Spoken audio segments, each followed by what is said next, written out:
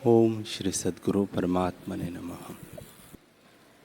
श्री योग वशिष्ठ महारामायण निर्वाण प्रकरण। श्री वशिष्ठ जी बोले, हे रामचंद्र जी,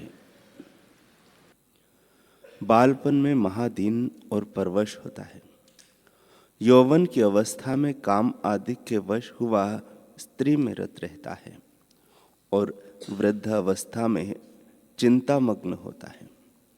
जब मृतक होता है तब कर्मवश फिर जन्म लेता और गर्भ में दुख पाता है। फिर बालक, यौवन, वृद्ध और मृतक अवस्था पाता है। स्वरूप से गिरा हुआ जीव इसी प्रकार भटकता है, कदापि स्थिर नहीं होता। हे मुनीश्वर, एक चित्त सत्ता स्पंदन भाव से अनेक भावों को प्राप्त होती है। कहीं दुख से रुदन करती है,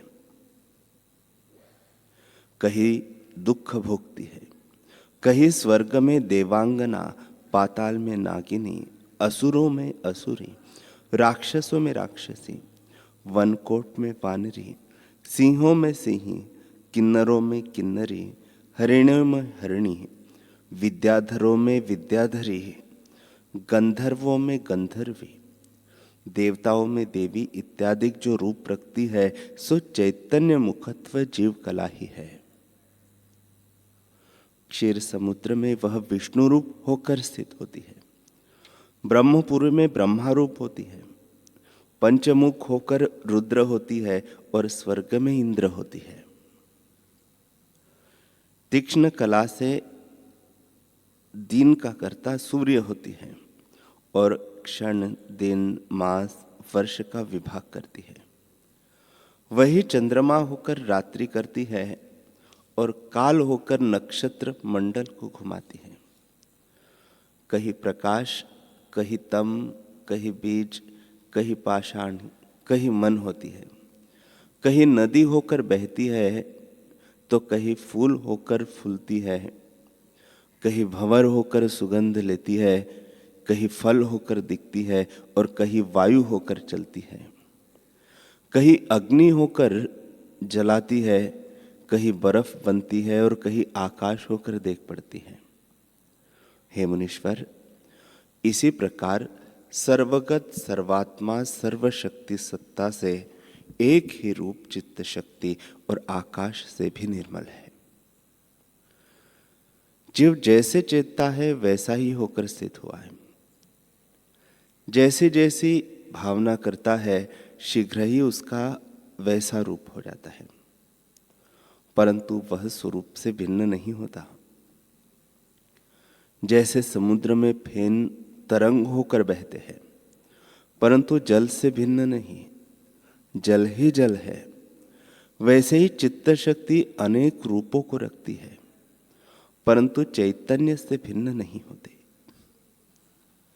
चित्त शक्ति ही कहीं हंस, कहीं काक, कहीं शूकर, कहीं मक्खी, चिड़िया इत्यादि रूप रखकर संसार में प्रवृत्ति होती है। जैसे जल में पड़ा तृण भ्रमता है, वैसे ही भ्रमती है और अपने संकल्प से आप ही भय पाती है। जैसे गधा अपना शब्द सुन आप ही दौड़ता है और भय पाता है, वैसे ही जीव अपने संकल्प से आप ही भय को पाता है। हे मुनीश्वर, यह मैंने जीव शक्ति का आचार तुमसे कहा।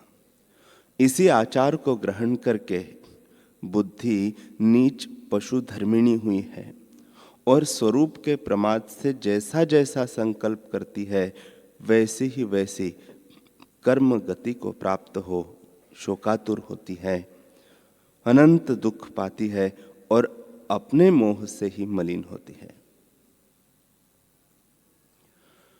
जैसे भूसी से ढका हुआ चावल कूटा पीटा जाता है, फिर बोया जाता है, फिर उगता है और काटा जाता है, वैसे ही स्वरूप के आवरण से, दुर्भाग्य से जीव कला जन्म मरण के दुख को प्राप्त होती है।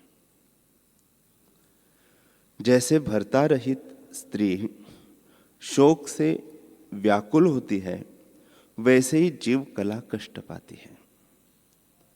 हे मुनीश्वर, जड़ दृश्य और अनात्म रूप में प्रीति करने और जिन स्वरूप के स्मरण से आशा रूपी फांसी से बंधा हुआ चित्त जीव को नीच योनि में पहुंचाता है। जैसे घटी यंत्र कभी नीचे को जाता है और कभी ऊपर को, वैसे ही जीव आशा के वश कभी पाताल और कभी आकाश को जाता है। ईश्वर बोले, हे मुनीश्वर, स्वरूप के विस्मरण से जो इस प्रकार होता है कि मैं मारने वाला हूं, मैं दुखी हूं, सो अनात्म में अहम प्रतीति करके ही जीव दुख का अनुभव करता है। जैसे स्वप्न में पुरुष अपने को पर्वत से गिरता देख दुखी होता है और अपने को मृतक देखता है, वैसे ही जीव स्वरूप के प्रमाद से अनात्मा में आत्म अभिमान करके आपको दुखी देखता है।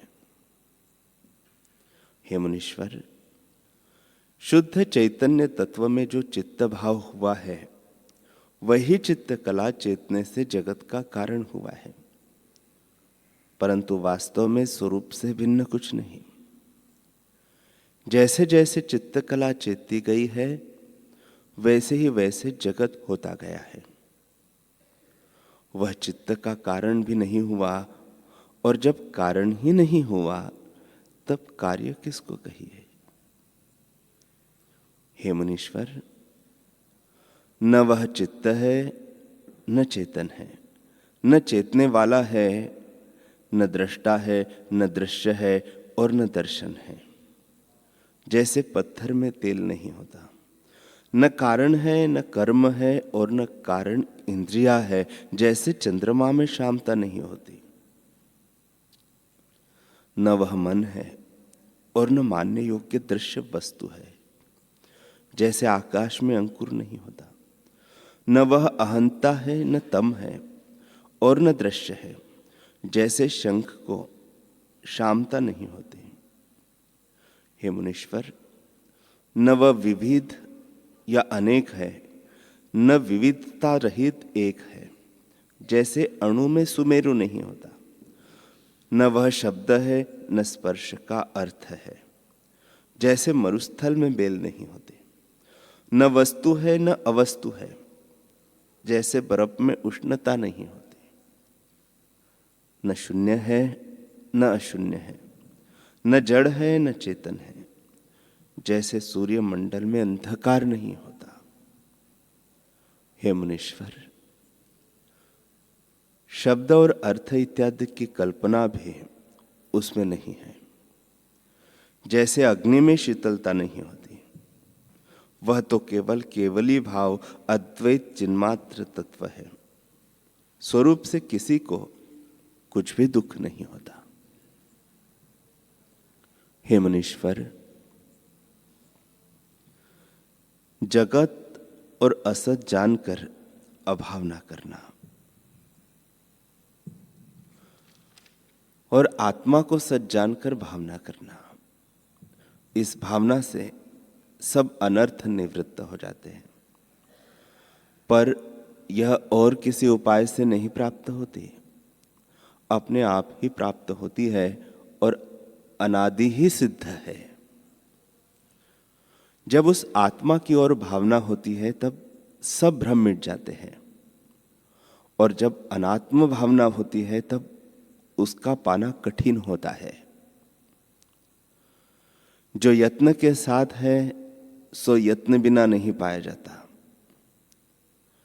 आत्मा निर्विकल्प, अद्वैत और सबसे अतीत है। उसे अभ्यास बिना कैसे पा सकते हैं। आत्म तत्व परम एक स्वच्छ तेज का भी प्रकाशक, सर्वगत, निर्मल, नित्य, सदा उदित, शक्ति रूप, निर्विकार और निरंजन है। घट, पट, वट, वृक्ष, गादी, वानर, दैत्य, देवता, समुद्र, हाथी इत्यादि स्थावर जंगम रूप जो कुछ जगत है, सबका साक्षी रूप होकर आत्म तत्व स्थित है और दीपक की तरह सबको प्रकाशित करता है। आप सर्व क्रियातीत है, पर उसी से सब कार्य सिद्ध होते हैं।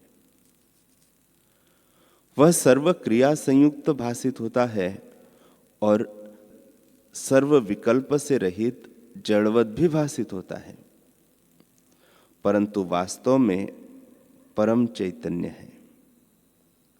आत्म तत्व सब चेतन का सार चेतन, निर्विकल्प और परम सूक्ष्म है और अपने आप में किंचन हो भासित होता है। अपने ही प्रमाद से रूप, अवलोक और नमस्कार की त्रिपुटी भासित होती है। जब बोध होता है तब ज्यों का त्यों आत्मा भासित होता है। नित्य शुद्ध, निर्मल और परमानंद रूप के प्रमाद से चैतन्य चित्त भाव को प्राप्त होता है। जैसे साधु भी दुर्जन के संग से असाधु हो जाते हैं, वैसे ही अनात्मा के संग से यह नीचता को प्राप्त होता है। जैसे सोना दूसरी धातु के मेल से खोटा हो जाता है और जब शोधा जाता है तब शुद्धता को प्राप्त होता है, वैसे ही अनात्मा के संग से यह जीव दुखी होता है। जब अभ्यास और यत्न करके अपने शुद्ध रूप को पाता है तब वही हो जाता है। जैसे मुख के श्वास से दर्पण मलिन हो जाता है तो उसमें मुख नहीं देख पड़ता, पर जब मलिनता मिट जाती है तब शुद्ध होता है और उसमें मुख स्पष्ट देख पड़ता है। वैसे ही चित्त संवेदन के प्रमाद से चेतने के कारण जगत भ्रम भासित होने लगता है और आत्मस्वरूप नहीं भासित होता। जब यह जगत सत्ता स्फुरण सहित दूर होगी तब आत्म तत्व ज्ञात होगा और जगत की असत्यता प्रतीत होगी। हे मुनीश्वर, जब शुद्ध संवित में चेतनता का चेतना निवृत्त होता है तब जीव अहंता भाव को प्राप्त होता है और अहंकार को प्राप्त होने से अविनाशी रूप को विनाशी जानता है। हे मुनीश्वर, स्वरूप से कुछ भी उत्थान होता है तो उससे स्वरूप से गिरकर कष्ट पाता है। जैसे पहाड़ से गिरी चीज नीचे चली जाती है और चूर्ण हो जाती है, वैसे ही जब जीव स्वरूप से उत्थान होता है और अनात्मा में अभिमान और अहम प्रतीति होती है तब जीव अनेक दुखों को प्राप्त होता है। हे मुनीश्वर, सब पदार्थों की सत्ता आत्म रूप में है। उसके अज्ञान से जीव दैवत्व को प्राप्त होता है। जब उसका बोध होगा तब दैवत भाव निवृत्त हो जाएगा। वह आत्मा शुद्ध और चिन्मात्र स्वरूप है। उसी की सत्ता से देह इंद्रियादिक भी चेतन होते हैं और अपने अपने विषय को ग्रहण करते हैं। जैसे सूर्य के प्रकाश से सब जगत का व्यवहार होता है, प्रकाश के बिना कोई व्यवहार नहीं होता, वैसे ही आत्मा की सत्ता से देह इंद्रिय आदि का व्यवहार होता है और वे अपने अपने विषय को ग्रहण करती है। हे मुनीश्वर, जो नेत्र में मुख्य शामता है वह अपने आप में रूप को ग्रहण करती है। उसका बाहर के विषयों से संयोग होता है और उस रूप का जिसमें अनुभव होता है वही परम चैतन्य सत्ता है। त्वचा इंद्रिय और स्पर्श का जब संयोग होता है तब इन जड़ों का जिससे अनुभव होता है वही साक्षीभूत परम चैतन्य सत्ता है। नासिका इंद्रिय का जब गंध तन्मात्रा से संयोग होता है, तब उसके संयोग में जो अनुभव सत्ता है वही परम चैतन्य है।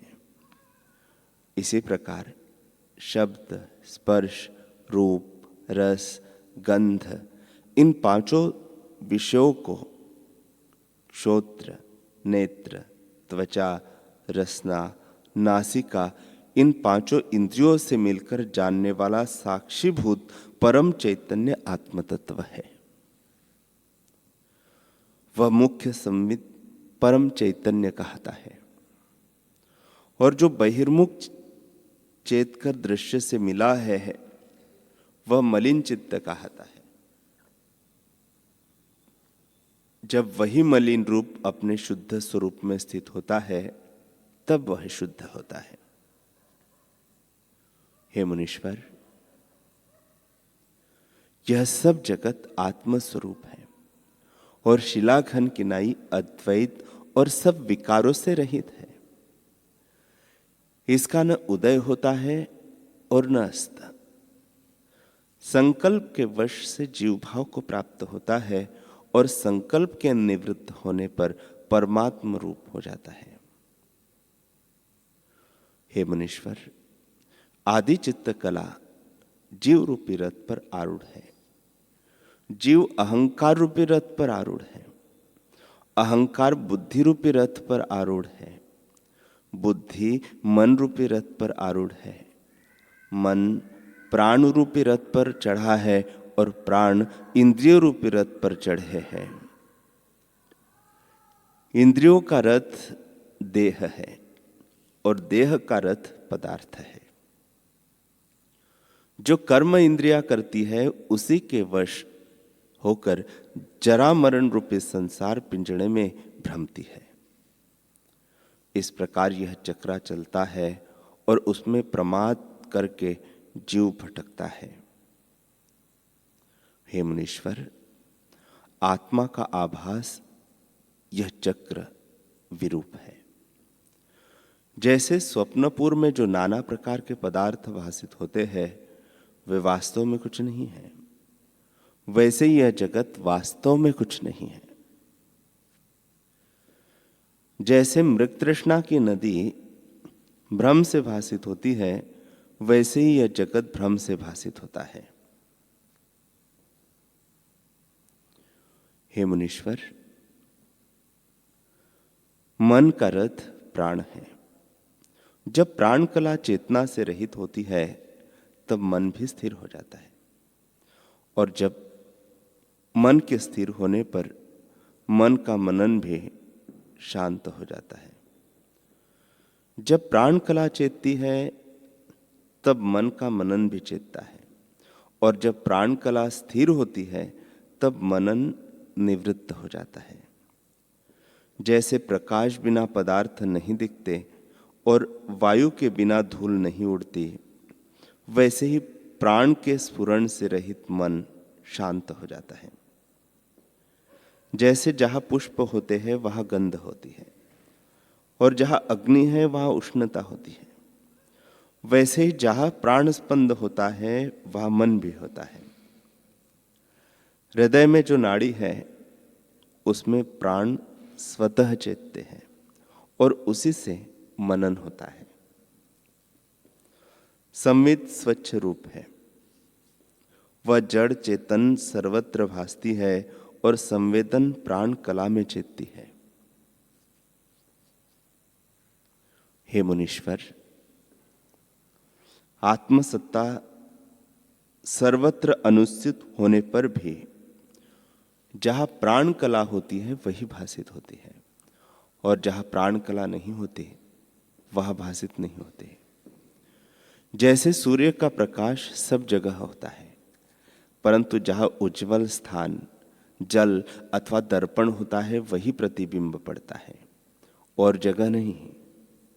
वैसे ही आत्मसत्ता सर्वत्र है, परंतु जहां प्राण कला पुरेष्टका होती है वही भासित होती है और जगह नहीं। जैसे दर्पण में मुख का प्रतिबिंब दिखता है, शिला में नहीं दिखता, वैसे ही पुरेष्ट का जो मन रूप है सो सबका कारण है, और अहंकार, बुद्धि, इंद्रिया उसी के भेद है जो आप ही से कल्पित है। सब दृश्य जाल उसी से उदय होता है और किसी वस्तु से नहीं। यह भली प्रकार अनुभव किया गया है। इससे मन ही देहादिक कर्मों में प्रवृत्त होता है और सब वस्तुएं उसी से भासित होती है। ईश्वर बोले, हे मुनीश्वर, आत्मसत्ता बिना जीव जड़वत होता है और आत्मसत्ता से चेतन होकर चेष्टा करता है। जैसे चुंबक पाषाण की सत्ता से जड़ लोहा चेष्टा करता है, वैसे ही सर्वगत आत्मा की सत्ता से जीव चेतता है और आत्मसत्ता भी जीव कला में भासती है और जगह नहीं भासती। जैसे मुख का प्रतिबिंब दर्पण ही में देख पड़ता है और जगह नहीं, वैसे ही परमात्मा सर्वगत और सर्वशक्तिमान भी है, परंतु जीव कला ही में है। हे मुनीश्वर, शुद्ध वास्तव स्वरूप से दृश्य की ओर जो इस जीव कला का उत्थान हुआ है, इससे वह चित्त भाव को प्राप्त हुआ है। जैसे क्षुद्र की संगति करके ब्राह्मण भी अपने को शूद्र मानने लगता है, वैसे ही स्वरूप के प्रमाद से जीव कला अपने को चित्त जानने लगी है। अज्ञान से घिरा हुआ जीव महादीन भाव को प्राप्त होता है। जड़ देह के अभ्यास से कष्ट पाता है और काम, क्रोध, वात, पित्त आदि से जलता है। जैसी जैसी भावना होती है वैसा ही वैसा कर्म वह करता है और उन कर्मों की भावना से मिला हुआ वह भटकता है। जैसे रथ पर आरूढ़ होकर रथी चलता है, वैसे ही जीवात्मा मन, प्राण और कर्मों से चलता है। हे मुनीश्वर, चैतन्य ही जड़ दृश्य जो अंगीकार करके जीवत्व को प्राप्त होता है और मन प्राण रूपी रथ पर चढ़कर पदार्थ की भावना से नाना प्रकार के भेद को प्राप्त हुआ सा स्थित होता है। जैसे जल ही तरंग भाव को प्राप्त होता है, वैसे ही चैतन्य ही नाना प्रकार का होकर स्थित होता है। निदान यह जीव कला आत्मा की सत्ता को पाकर वृत्ति में स्फुरण रूप होती है।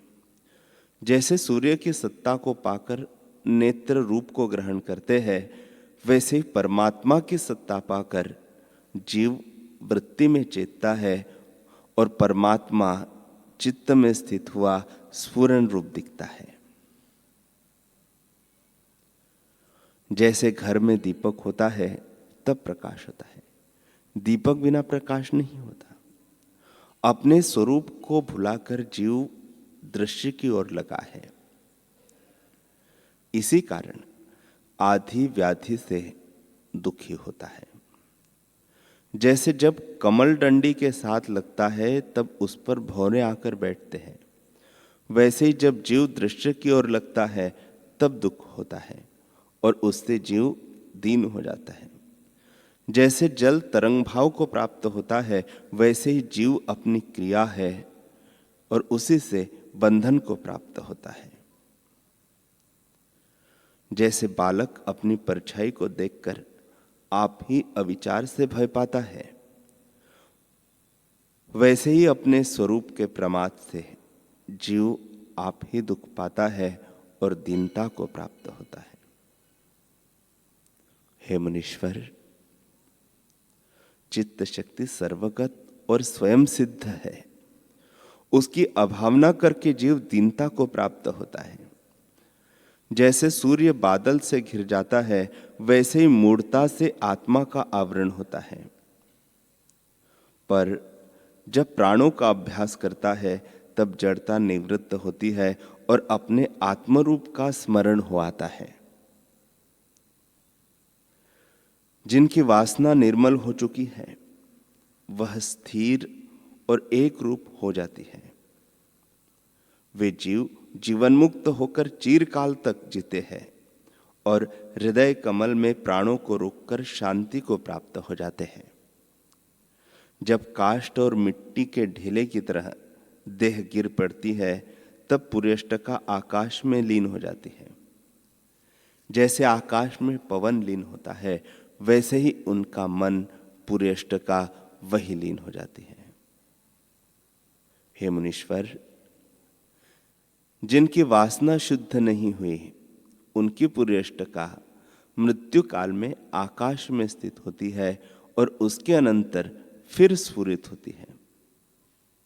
तब उस वासना से और उसके अनुसार यह जीव स्वर्ग नरक को देखने लगता है।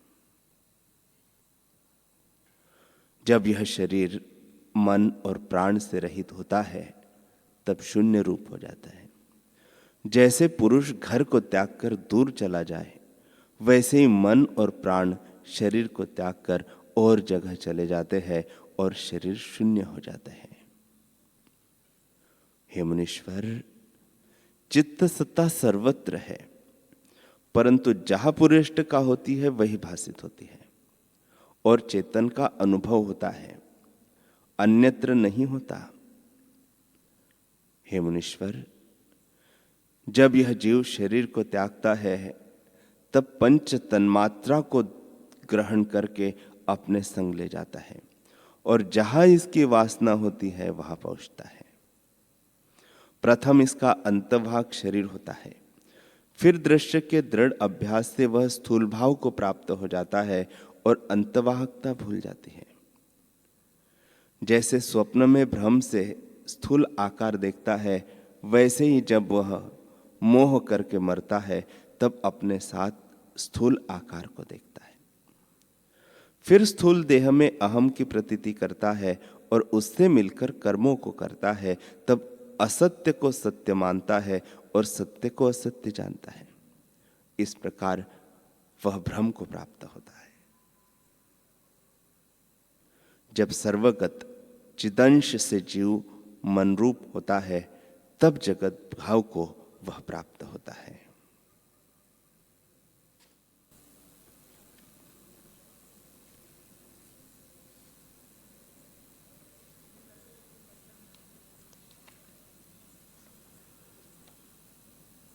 हरि ओम।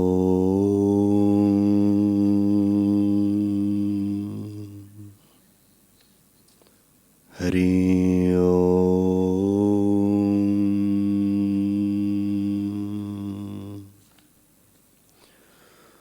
ओम सहना भवतु सहनौ भुनक्तु सह वीर्यं करवावहै तेजस्विनावधीतमस्तु मा विद्विषावहै।